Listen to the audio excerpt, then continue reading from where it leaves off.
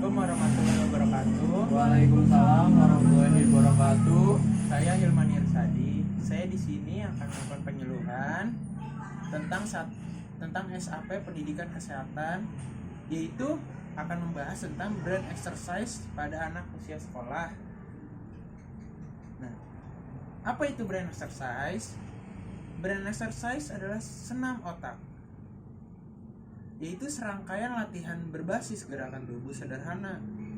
Gerakan itu dibuat untuk merangsang otak kiri dan kanan anak, dan juga meringankan atau merelaksasi belakang otak dan bagian otak depan,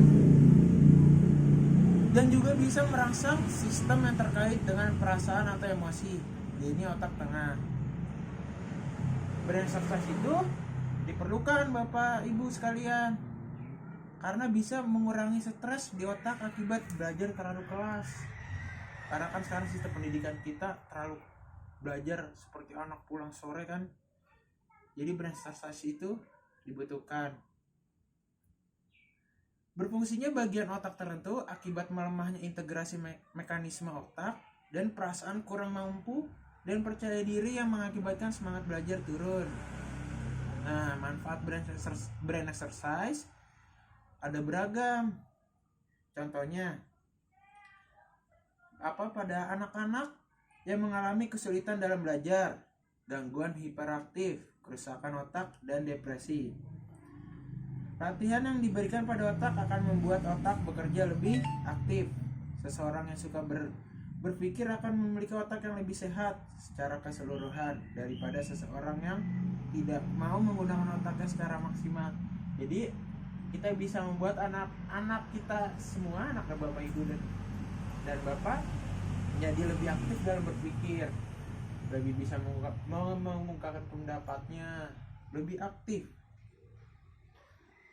Karena ketika suplai oksigen dari protein pada otak cukup, maka dapat dikatakan bahwa otak dalam keadaan sehat. Senam otak sangat berpengaruh dalam meningkatkan kemampuan berbahasa dan daya ingat anak. Bapak Ibu sekalian, otak manusia itu sebenarnya memiliki cara kerja yang unik.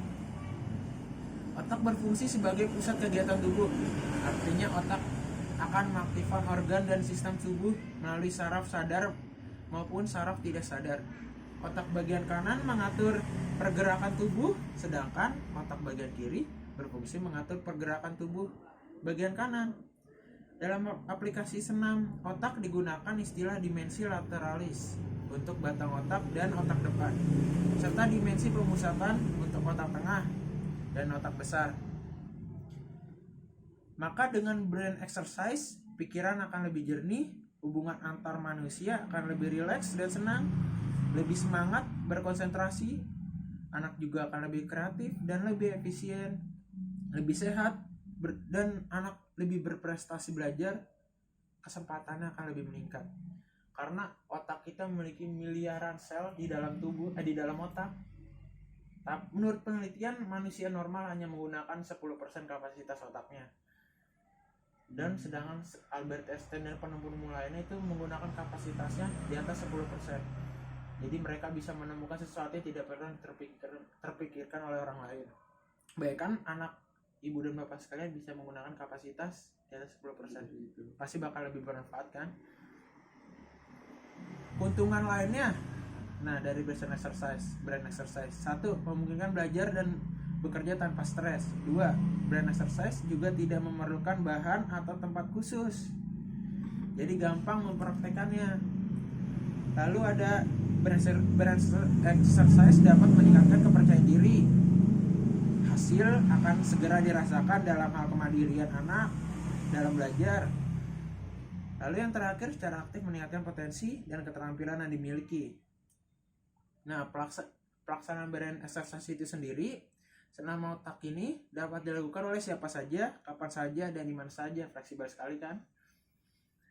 Pelaksanaannya dapat dilakukan 3 kali seminggu dengan durasi 10-15 menit. Bagian otak yang sebelumnya tertutup atau terhambat dapat terbuka dengan dilakukannya senam otak. Selain itu, aliran darah dan oksigen ke dua belahan otak akan meningkatkan secara bersamaan. Nah, ada 15 gerakan nih Bapak dan Ibu dalam brain exercise. Yang pertama ada cross crawl atau gerak diagonal. Yang kedua ada angka 8, tidur. Jadi maksudnya dalam posisi tidur kita membentuk angka 8. Yang ketiga ada double doodle, yaitu menggambar dengan dua tangan. Jadi tangan kita memposisikan menggambar seperti kita menggambar tapi dengan dua tangan. Karena biasanya orang lebih aktif dengan satu tangannya saja kan. Lalu ada belly breathing yang keempat, itu pernapasan perut seperti latihan relaksasi. Lalu 5 ada the elephant atau gajah, itu menitik beratkan tubuh bagian atas dan bawah. Yang keenam ada neck release, yaitu memutar kepala. Yang ketujuh ada the rocker atau olengan pinggul, seperti kita berjoget, main olah hook. ya itu benar seperti sekali itu. Bapak. Ya, yang kedelapan ada cross crawl sit up, gerak diagonal telentang, posisi sit up tapi secara diagonal. Yang ke-9 ada energizer atau kepala kobra. Yang ke-10 ada the owl, itu burung hantu. Ke-11 ada arm activation, itu mengaktifkan tangan. Yang ke-12 ada the foot flex, melenturkan sendi kaki. Yang ke-13 ada calf pump, itu pompa betis. Ke-14 ada the gravity glider, itu bandul gravitasi. Dan terakhir ada the grounder, itu kuda-kuda, posisi kuda-kuda seperti kita latihan ilmu bela diri.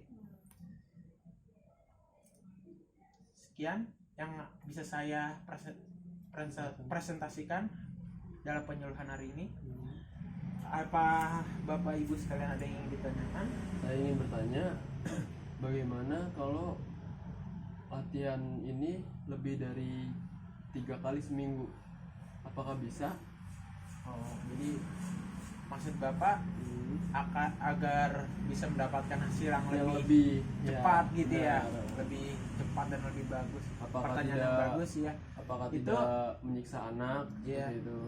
Sebenarnya latihan ini dianjurkan 3 kali seminggu. Kita tidak melarang latihan lebih dari 3 kali seminggu.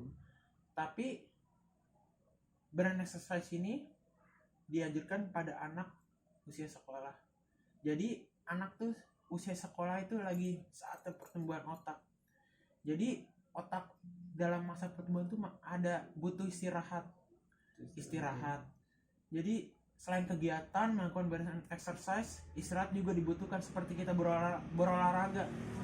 Untuk mendapatkan hasil yang cepat, belum tentu kita harus olahraga ibaratnya 12 jam kita olahraga terus mengangkat beban, kita bakal mendapatkan otot yang lebih cepat. Tidak seperti itu.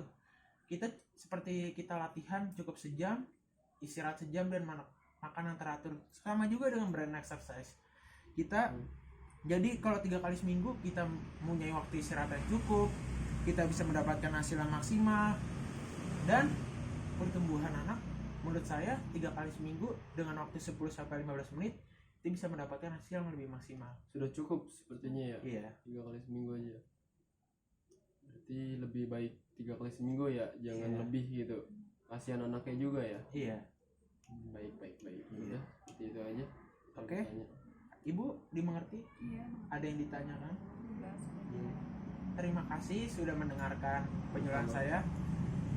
Sekian, terima kasih. Assalamualaikum warahmatullahi wabarakatuh. Waalaikumsalam warahmatullahi wabarakatuh.